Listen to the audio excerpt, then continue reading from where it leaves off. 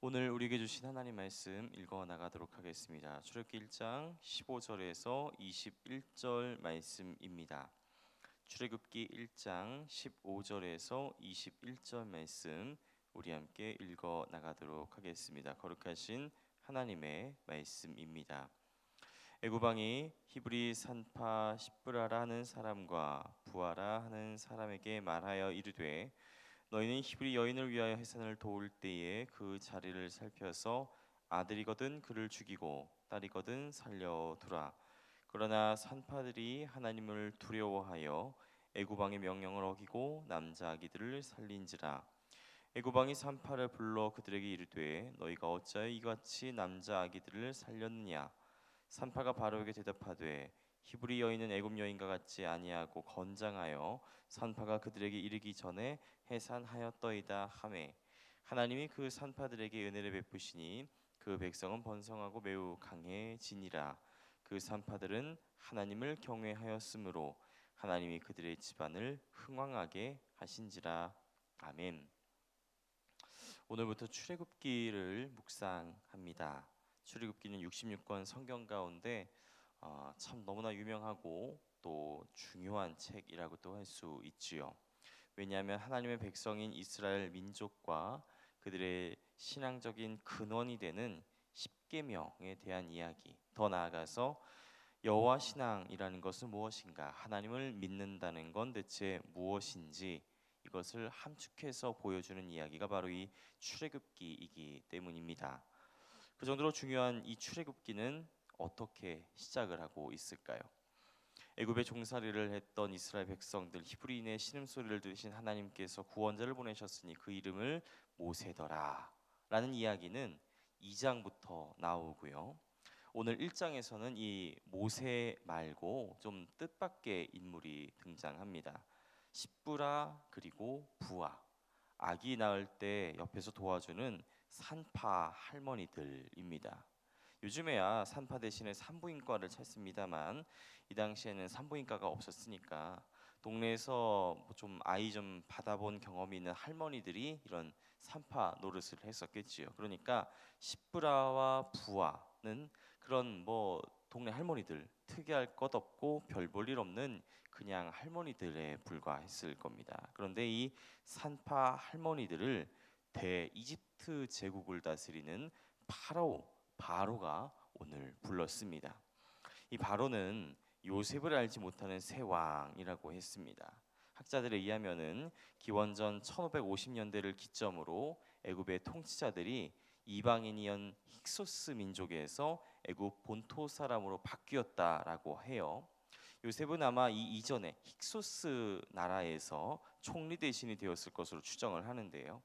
세상이 바뀌면은 이전 정권의 잔재들을 다 몰아내고 없애버리고 잊혀버리기 마련입니다. 그러니까 요셉을 알지 못하는 새 왕이라는 것은 이스라엘 백성들의 대접이 달라졌다라는 것이죠. 이전에는 요셉의 그늘 아래에서 부귀영화를 누리던 이 이스라엘 백성들이 정권이 바뀌고 세상이 바뀌니까 애굽 본토 사람들로부터 핍박과 고난과 박해, 그런 이른바 굴러들어온 돌 취급을 받기 시작을 했습니다. 신도시 비돔과 라암셋 건설공사에 투입돼서 노동력을 착취받았고요. 또 인구가 너무 많아서 정권의 위협이 될 수 있다라고 하여 태어난 아이가 남자이면 죽이고 여자이면 살리는 이런 산하 제한 정책의 희생양이 되고 말았습니다. 여기서 남자는 죽이고 여자만 살린다는 게 남녀 차별한다는 얘기가 아니라 장성에서 칼을 잡은 군사들의 수는 줄이고 가문의 대를 끊어버리고 한편으로는 부모들에게 생이별의 아픔을 안겨준다라는 아주 비인간적이고 잔인한 정책을 펴게 되었다는 것이죠. 그게 오늘 이스라엘 백성들이 당하고 있는 현실이었습니다. 그래서 바로가 오늘 이 이스라엘 백성들 히브리인들의 산파인 십브라와 부하를 부른 것입니다. 단단히 엄명을 내리지요. 남자아이가 태어나면 죽이고 여자아이는 살려라. 일국의 왕인, 그것도 대이집트 제국의 파라오가 내린 명령이니까 얼마나 엄중하겠습니까? 그러니까 성경은 이 산파들이 뭐 바로의 명을 두려워해서 명령대로 남자아이를 다 죽였더라 이렇게 얘기하고 있지 않습니다. 도리어 애굽왕의 명령을 어기고 남자아이들을 살린지라.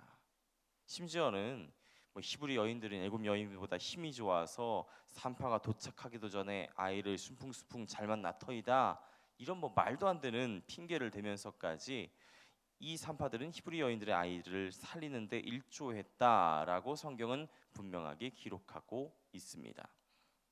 이건 사실 반역이죠. 왕의 명령을 정면으로 거부를 했으니까, 또 말도 안 되는 핑계를 대면서까지 거부했으니까 이것은 빼도 박도 못하는 반역죄에 해당이 됩니다. 걸리면은 바로 사형입니다. 이것을 이 두 산파 할머니들 십브라 부하가 몰랐을 리는 없지요.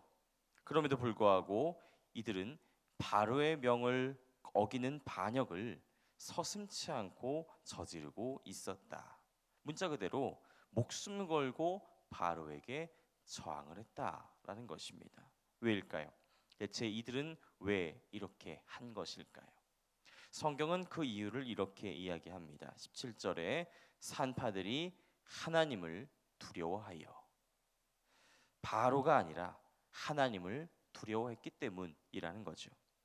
하나님을 두려워했기 때문, 다른 말로 하나님을 경외했기 때문에 대이집트 제국의 파라오가 아니라 천지를 지으시고 다스리시고 지금 이 순간에도 함께 하시는 하나님을 믿고 의지했었기 때문에 이 산파 할머니 두 노인네들은 아무 보잘것없고 작고 약한 이 두 사람은 감히 선뜻 기어코 바로의 명을 어기고 저항하고 반역을 저지를 수 있었다라는 것이죠.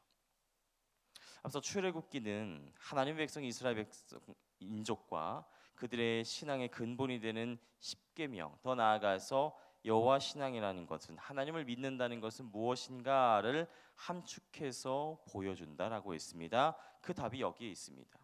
하나님을 두려워하여, 바로가 아니라 하나님을 두려워하여.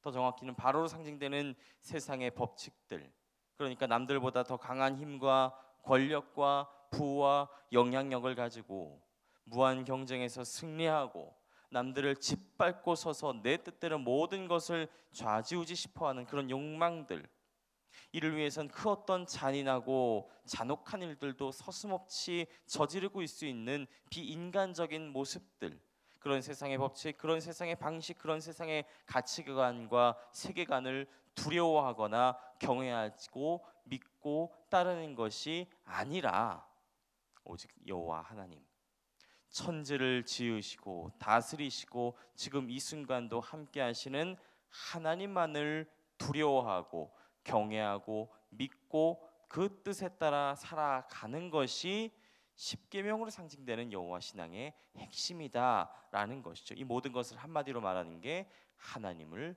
두려워하여. 이것을 아주 정확하게 말해주는 것이 십계명의 제1계명입니다. 바로 너는 나 외에는 다른 신을 내게 두지 말라.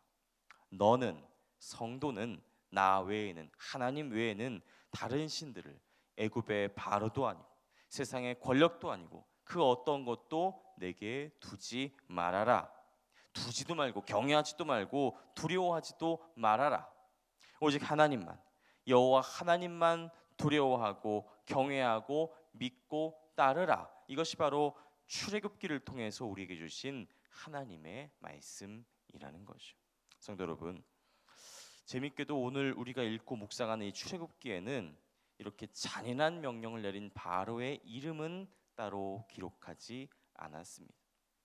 대이집트 제국의 파라오인데도 그가 정확히 누구인지, 그 이름이 누구인지에 대해서는 성경은 이런 반구 언급도 없습니다. 하나님 보시기에 그런 거 하나도 안 중요하다라는 겁니다. 대신에 이 두 산파 할머니들, 아무 보잘것없는 이 두 노인네들의 이름은 십브라와 부하, 무려 하나님의 말씀인 성경에 똑똑히 기록되어 있다라는 거죠.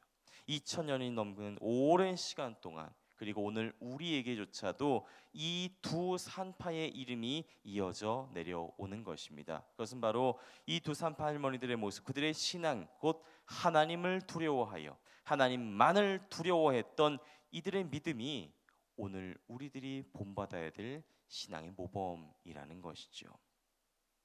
오늘 예수님의 말씀도 똑같습니다. 마태복음 10장 28절 말씀, 몸은 죽여도 영혼은 능히 죽이지 못하는 자들을 두려워하지 말고 오직 몸과 영혼을 능히 지옥에 멸하실 수 있는 하나님을 두려워하라.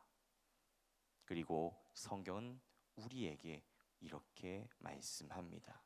그렇게 하나님만을 두려워하는 우리들에게 분명하게 말하죠. 이제는 두려워하지 말라. 다른 것들 때문에 두려워하지 말라. 내가 너와 함께함이라. 다른 것들 때문에 놀라지 말라. 나는 내 하나님이 됨이라. 내가 너를 굳세게 하리라. 참으로 너를 도와주리라. 참으로 나의 의로운 오른손으로 너를 붙들리라. 이 말씀을 꼭 기억하면서 오늘 하루 그리고 우리 모든 인생 가운데 하나님을 두려워하여 하나님만을 두려워하며 살아갈 수 있는 우리 모두가 되시길 간절히 바랍니다. 기도하겠습니다. 하나님, 오늘부터 출애굽기의 말씀, 우리에게 너무나 익숙하고 또 잘 알고 있었다고 생각했던 이 출애굽기의 말씀을 다시금 묵상합니다. 그 말씀이 오늘 우리에게 새롭게 다가옵니다. 애굽의 바로가 아니라 몸은 죽여도 영혼을 죽일 수 없는 세상 그 누구도 아니라 오직 여호와 하나님, 몸과 영혼을 능히 지옥에 멸하실 수 있으나 그렇지 않으시고 우리와 늘 함께 하시겠노라 약속하신 하나님만을 두려워하기 원합니다. 그런 믿음의 눈으로 출애굽기의 말씀을 하나하나 묵상하게 하시고 하나님만을 두려워하고 하나님만을 경외하는 마음 가지고 오늘 하루 겸손하게 그리고 힘있게 살아갈 수 있는 우리 모두가 되게 하옵소서. 감사합니다. 예수 그리스도의 이름으로 기도합니다. 아멘. 이 시간 함께 나눌 기도의 제목입니다. 지금 들은 말씀이 내 삶으로 이어지게 하옵소서. 말씀 묵상의 길입니다. 은혜의 길로 나아간 2023년 되게 하시고 기쁨과 감사가 충만한 하반기 되게 하옵소서. 동네 세밀 성경 말씀 묵상하며 성경책만이 아니라 우리 삶에도 밑줄 그으며 살아가게 하옵소서. 구교구와 십교구 여름 사역 축복하시고 모든 일정이 안전하게 진행되게 하시며 하나님의 말씀과 교회의 환대를 깊이 경험하는 귀하고 복된 시간 되게 하옵소서. 선천성 심장병 환암 미카엘 어린이 축복하시고 이어지는 모든 치료의 과정 가운데 은혜 베풀어 주옵소서. 몸과 마음이 아픈 이들, 믿음이 연약하여 흔들리는 이들, 특별히 수혜로 고통받는 이들을 주님께서 붙잡아 주시고 그들에게 주님의 은혜와 사랑을 늘 경험하며 감사하며 살아가는 놀라운 은혜가 있게 하여 주옵소서. 함께 나는 공동 기도문과 각자 가지고 나오신 기도의 제목들 놓고 기도하시면서 삶의 자리로 나아가시기 바랍니다. 기도하겠습니다. 하나님, 오늘 이 출애굽기의 말씀을 묵상하면서 하나님을 믿는다는 것이 무엇인지, 여호와 신앙이라는 것이 무엇인지, 우리가 오늘 어떻게 살아가야 될 것인지를 깊이 묵상해 보았습니다. 하나님, 우리는 두려운 게 너무나 많습니다.